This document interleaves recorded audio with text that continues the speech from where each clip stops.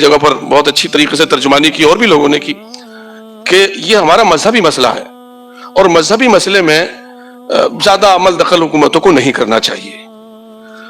اور یہ بات بھی آئی تھی جب یہ دو اس میں لوگوں کو رکھا جا رہا تھا، نان مسلم بھائیوں کو. نان مسلم بھائی ہمارے ہر قدم پر ساتھ ہیں اور رہیں گے، لیکن مذہبی معاملات میں ہر ایک کی اپنی اپنی ریکوائرمنٹ ہوتی ہیں. اب جیسے مان لیجیے یہ مطالبہ ہونے لگا، بہت سے لوگوں نے کہا کہ صاحب کہیں چوری ہو گئی تو کیا وہاں پر بھی رکھا جائے گا کسی اور دوسرے دھرم کے لوگوں کو؟ ایسا نہیں ہونا چاہیے.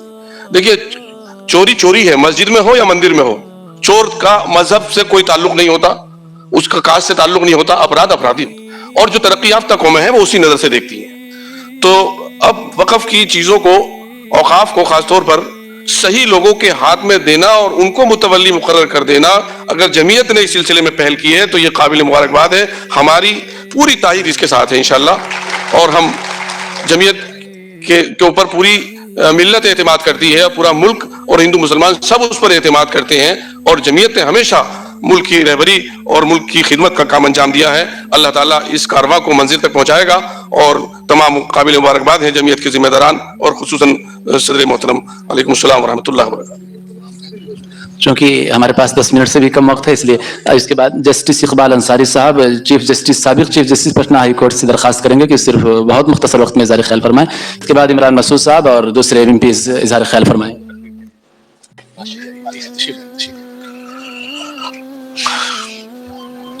السلام علیکم.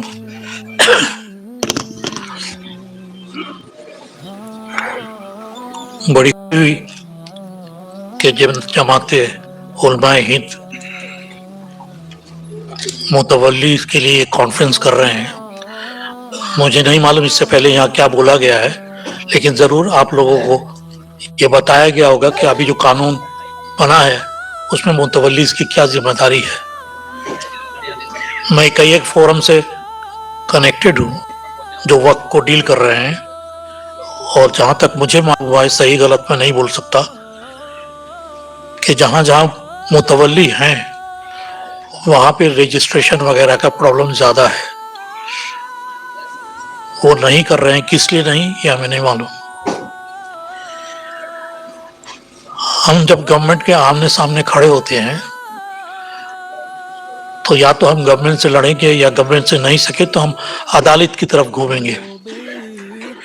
لیکن ابھی جو عدالتیں جس حساب سے چل رہی ہیں، ہمارے غازی صاحب سامنے بیٹھے ہیں، اچھے ایڈوکیٹ ہیں،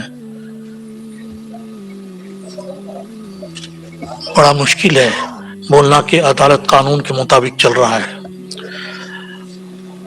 آپ لوگوں نے کل نیوز پیپر میں دیکھا ہوگا، چیف جسٹس آف انڈیا نے کہا، جو دلی میں پروٹیسٹ ہو رہے ہیں، کہ ہمیں ویڈیو مت دکھائیے کہ ہمارے پاس اتنا ٹائم نہیں ہے. یہ تو میں نہیں بول سکتا کہ چیف جسٹس کو پتہ نہیں ہوگا، لیکن میں صرف ان کو یاد دلانا چاہتا ہوں کہ یہ بھی ان کا ڈیوٹی ہے، کیونکہ ہر چیف جسٹس کے پاس، چاہے وہ ہائی کورٹ کا ہو یا سپریم کورٹ کا ہو، جتنے بھی امپورٹنٹ نیوز ہیں ان سب کو ان کے سامنے صبح ہی صبح پیش کیا جاتا ہے، تاکہ اس پہ کیا ایکشن لینا ہے اس کو وہ ڈیسائیڈ کر سکے. اور ایک چیف جسٹس بولتا ہے ہمارے پاس ٹائم نہیں ہے.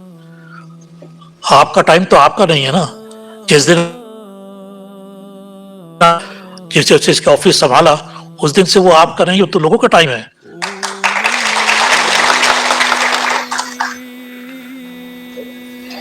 دوسرا یہ ہے کہ اب جیسے آپ دیکھیے دلی ہائی کورٹ میں ہوا، میں نے تھوڑا بہت یوٹیوب پہ آبزرو بھی کیا، بڑے اچھے آرگومنٹس ہوئے.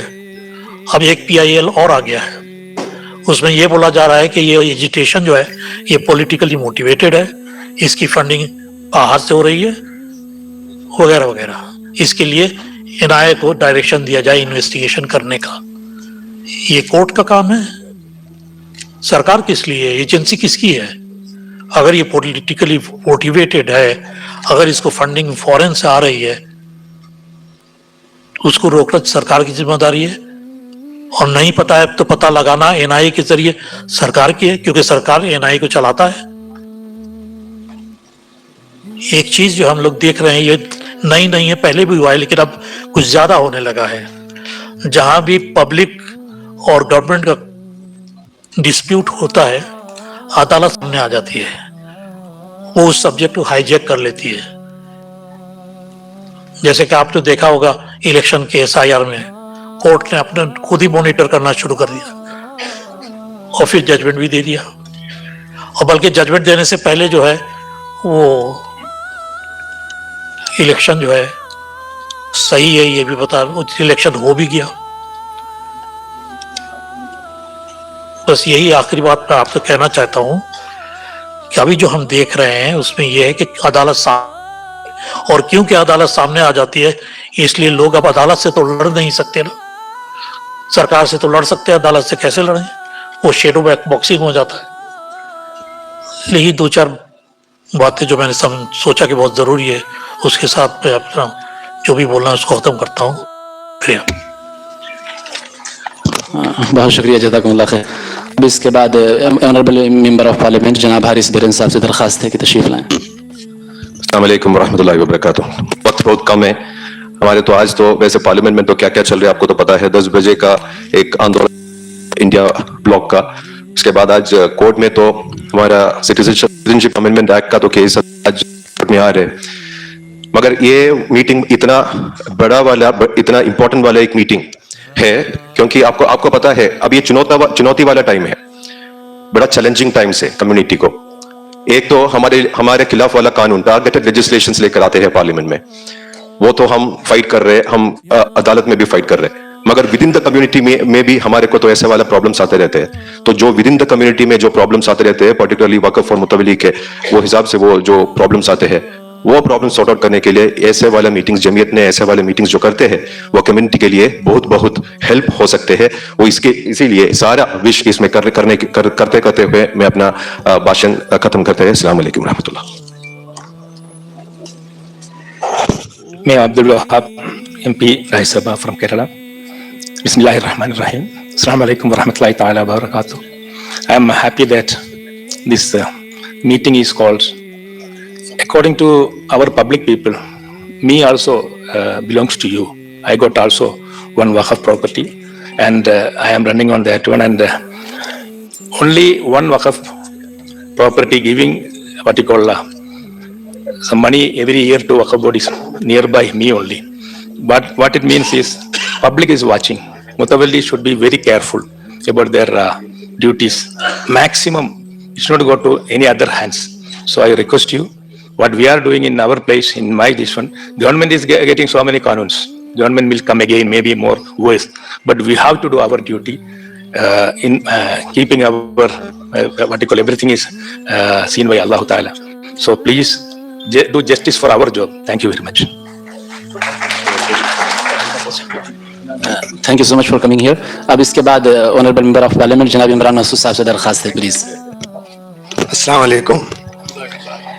आज के इजलास की सदारत कर रहे दरगाह बंदा नवाज से तशरीफ लाए कर्नाटका वक्फ बोर्ड के चेयरमैन हमारे अजीज दोस्त हुसैनी साहब, हजरत मौलाना महमूद मदनी साहब और तमाम यहाँ पर मौजूद हमारे मेंबर पार्लियामेंट साहिबान और तमाम जो हमारे कौम के खास तौर से बड़े मौजूद हैं और साथियों, अभी बहुत लंबी चौड़ी बात करने का वक्त नहीं है, मैं ज्यादा बात भी नहीं करना चाहता हूं, लेकिन वक्त के मुताल्लिक इतना जरूर कहना चाहता हूं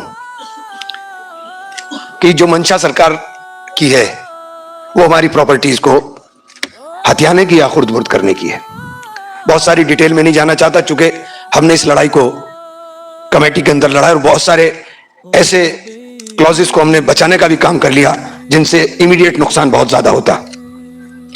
आप लोगों की जिम्मेदारी है कि पोर्टल के ऊपर अपने रजिस्ट्रेशन जरूर कराएं। रजिस्ट्रेशन नहीं हो रहा है तो कोर्ट में डाल दें। इसको इतना वक्त दे दें कि जब हम आए तो ये उलझावा हो, इसे सुलझाने में 1 घंटा लगेगा इंशाल्लाह। 1 घंटे के अंदर हम इसे सुलझा भी देंगे।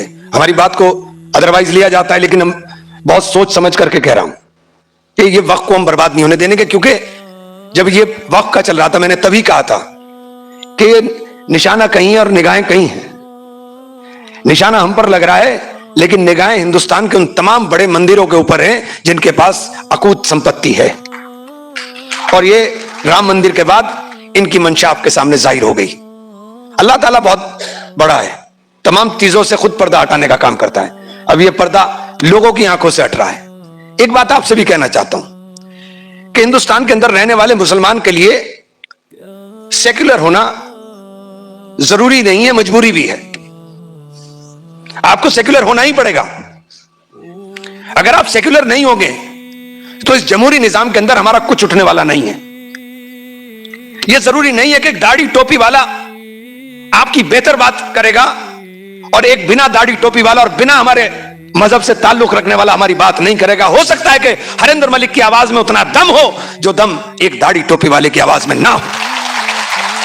ये जो मुनाफिक मिजाज के लोग हमारे बीच में पैदा हो गए, जिनकी शक्ल सीरत हमसे मिलती है, जिनका लिबास हमसे मिलता है, लेकिन उनकी तमाम तर बातें अगर गहराई के साथ सोचने का काम करोगे तो उनकी तमाम तर बातों से हमारी जड़ें खोदने का काम होता है। ये बैठे हैं सिद्दीक साहब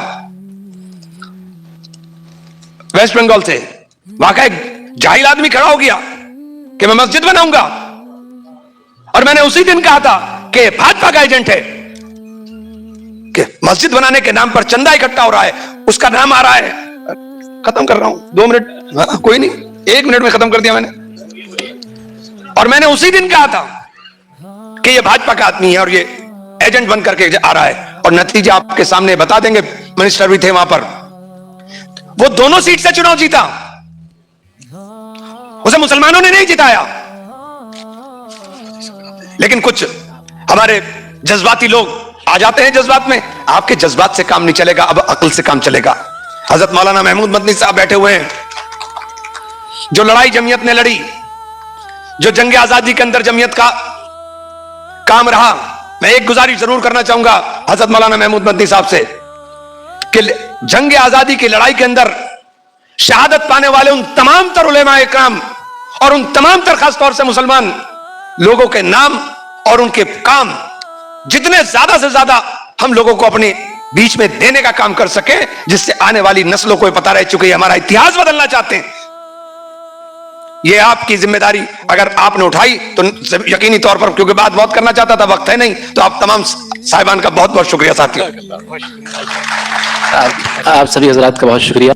आपने मुल्क के मुख्तलिफ हिस्सों से तशरीफ लाए हुए ऑनरेबल MPs और एक्सपर्ट ऑफ लॉस और कानून सभी की आरा सुनी और सभी की तकरीरों से बसीरत अफरोज तकरीरें अपने अपने ज़ाविये नज़र से सबने इज़हार ख्याल फरमाया। अब इस बात उम्मीद साहब से दरख्वास्त करेंगे कि कुछ लोगों का शुक्रिया, आप हजरात का शुक्रिया अदा करें। पर इजलास का अख्तिताम होगा। आप सभी हजरात तशरीफ रखें, जाने का माहौल बिल्कुल न बनाए, आप सभी हजरात तशरीफ रखें। बिस्मिल्लाहिर्रहमानिर्रहीम। बातें अल्हम्दुलिल्लाह पूरी हो चुकी हैं। आप हजरात से गुजारिश है, जो हमारे मेवात और मगरबी यूपी से अहबाब आए, खास तौर से आप यहाँ से फारिग होकर के सीधे अपने अपने इलाकों में आप तशरीफ ले जाएं।